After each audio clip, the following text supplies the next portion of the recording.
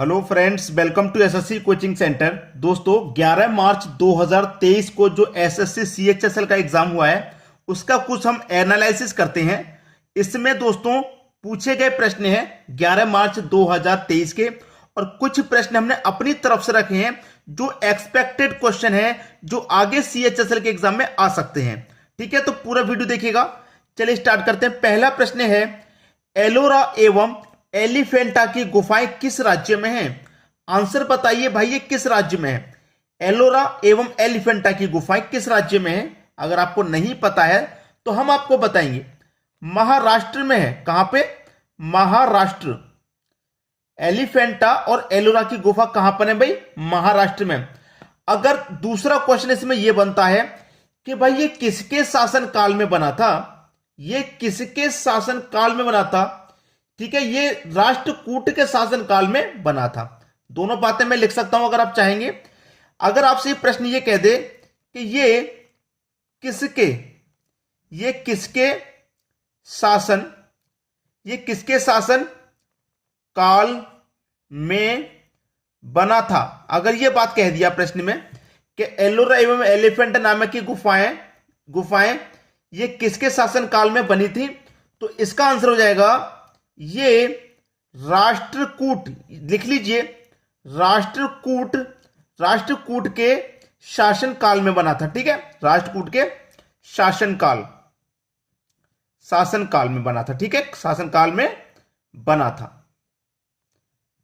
Answer आसानी से बता देंगे। अब नेक्स्ट क्वेश्चन है आपका, मुगल दरबार में आने वाला प्रथम अंग्रेज कौन था? मुगलों के जो दरबार में सबसे पहले अंग्रेज आया था वो कौन था? उसका नाम था कैप्टन हॉकिंग। ठीक है, कैप्टन हॉकिंग उसका नाम था, जो मुगल दरवाजों में सबसे पहले अंग्रेज आया था। क्लियर है दोस्तों? अब देखेंगे अगला प्रश्न।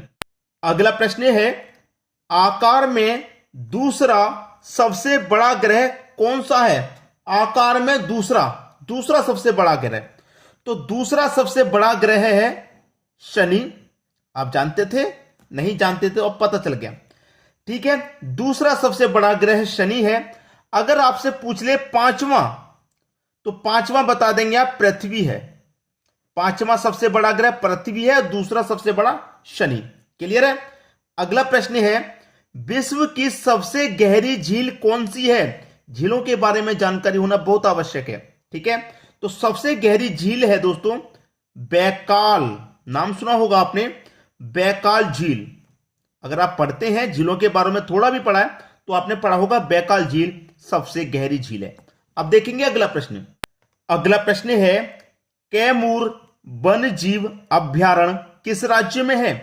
किस राज्य में भैया कैमूर वन जीव अभ्यारण्य किस राज्य में है? उत्तर प्रदेश में है कि महाराष्ट्र में है कि दिल्ली में? किस राज्य में? आपको नहीं पता तो तुक्का लगाते रह जाएंगे, पता होना जरूरी है। तो ये जो है ये बिहार राज्य में है। कहां पर? बिहार राज्य में। आंसर आपको मिल गया। अगला प्रश्न है, रोहिल्ला राष्ट्रीय उद्यान किस राज्य में है? रोहिल्ला है दोस्तों हिमाचल में, हिमाचल प्रदेश। ये आपके प्रश्न का सही जवाब हो जाएगा। रोहिल्ला राष्ट्रीय उद्यान किस राज्य में है? हिमाचल प्रदेश में है। याद हो गया? अब देखेंगे अगला प्रश्न। अगला प्रश्न है, प्रथम योजन आयोग के अध्यक्ष कौन थे? पंडित जवाहरलाल नेहरू। कौन थे दोस्तों? पंडित, यहां पर लिख देता हूं शॉर्टकट में, जवाहरलाल नेहरू। ठीक है, पंडित जवाहरलाल नेहरू थे। लेकिन हुआ क्या था, इसको बंद कर दिया गया था। इसको बंद कर दिया गया था। ठीक है, आंसर इसका यही है। प्रथम योजना आयोग के अध्यक्ष कौन थे? पंडित जवाहरलाल नेहरू थे, लेकिन इसको बंद कर दिया गया था। इसके बाद में 1 जनवरी 2015 को नीति आयोग बनाया गया। इस आयोग को बंद करके नीति आयोग बनाया गया 1 जनवरी 2015 को। क्या बनाया गया? नीति आयोग।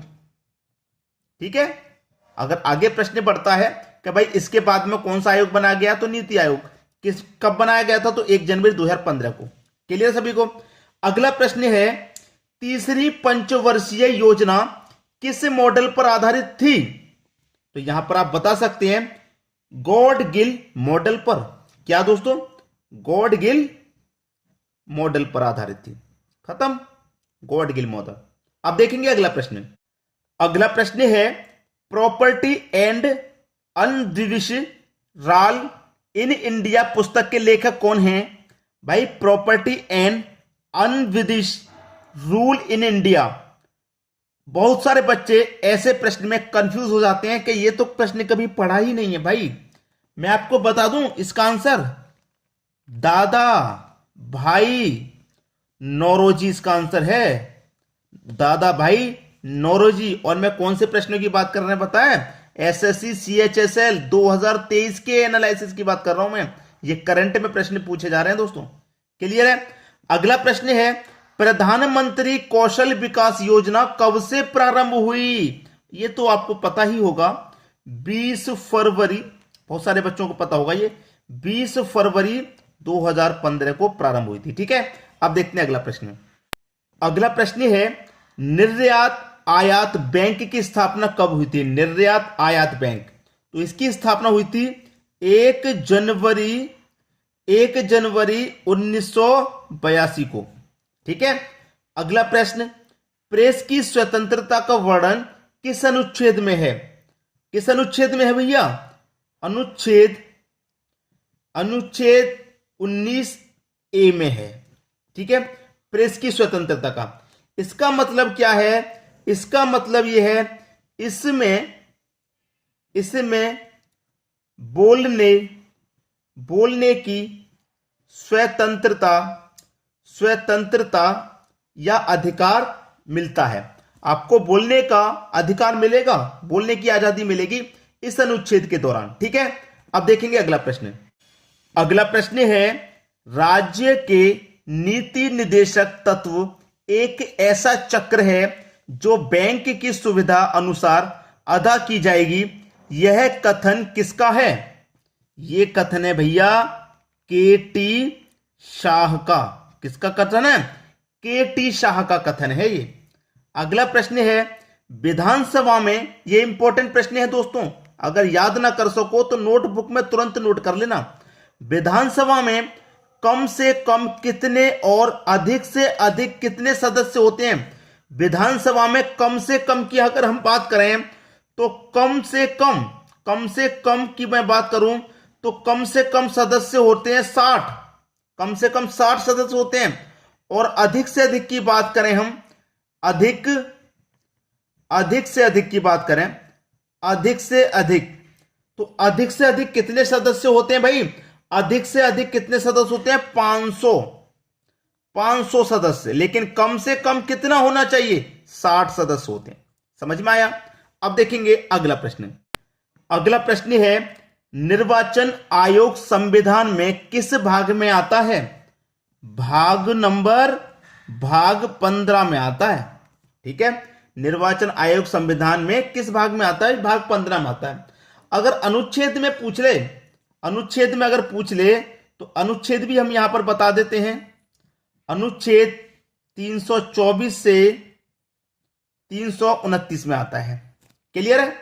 अगला प्रश्न कपड़ा सुखाने की मशीन किस बल के सिद्धांत पर कार्य करती है?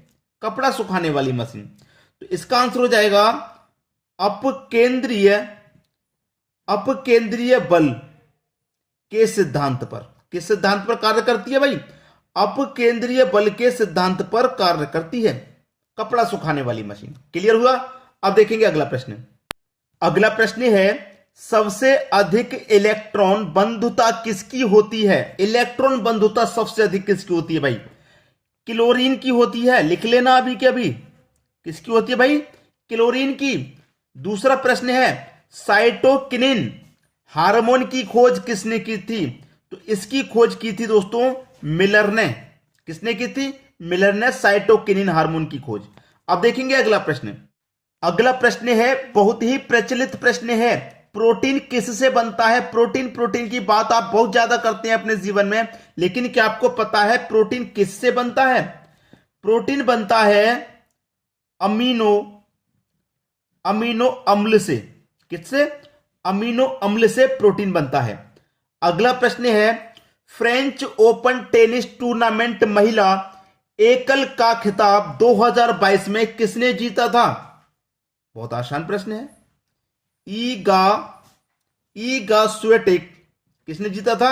ईगा स्विएटेक ने जीता था। अगर यह पूछ ले कि ये कहां की निवासी हैं, कहां की रहने वाली हैं, तो ये हैं दोस्तों पोलैंड।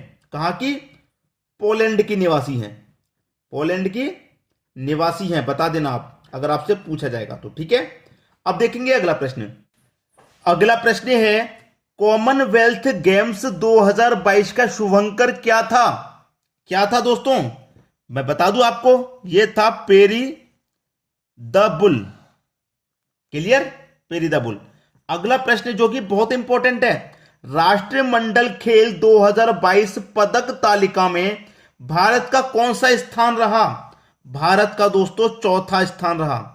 कितना? चौथा। ठीक है, चौथा स्थान रहा और कुल 61 पदक जीते। कितने रहे थे? 61 पदक। और पहला स्थान पूछ ले तो पहला स्थान किसका था? पहला स्थान पूछे तो पहला स्थान था दोस्तों ऑस्ट्रेलिया का। ऑस्ट्रेलिया। भाई भारत का स्थान चौथा था और पहला स्थान अगर पूछ ले तो ऑस्ट्रेलिया का था। क्लियर है? अब देखते हैं अगला प्रश्न। अगला प्रश्न है, ऑस्ट्रेलिया के नए प्रधानमंत्री कौन बने हैं? ऑस्ट्रेलिया के नए प्रधानमंत्री बता देना। एंथनी अल्वेनीज। ऑस्ट्रेलिया के नए प्रधानमंत्री। अगला प्रश्न, वैश्विक सतत विकास रिपोर्ट 2022 में भारत की कौन सी रैंक है? ठीक है, कौन सी रैंक? तो इस प्रश्न का दोस्तों आपको आंसर हो जाएगा 121वीं। कौन सी रैंक है? 121वीं रैंक है, यही आपका आंसर हो जाएगा। तो क्या आपको इस तरीके के और भी प्रश्न चाहिए? मुझे कमेंट करके बता देना। इस तरीके के अगर और प्रश्न चाहिए तो। और भाइयों, वीडियो को शेयर अधिक से अधिक कीजिए, सभी बच्चों तक पहुंचाना है। ठीक है दोस्तों, वीडियो देखने के लिए आपका बहुत बहुत धन्यवाद।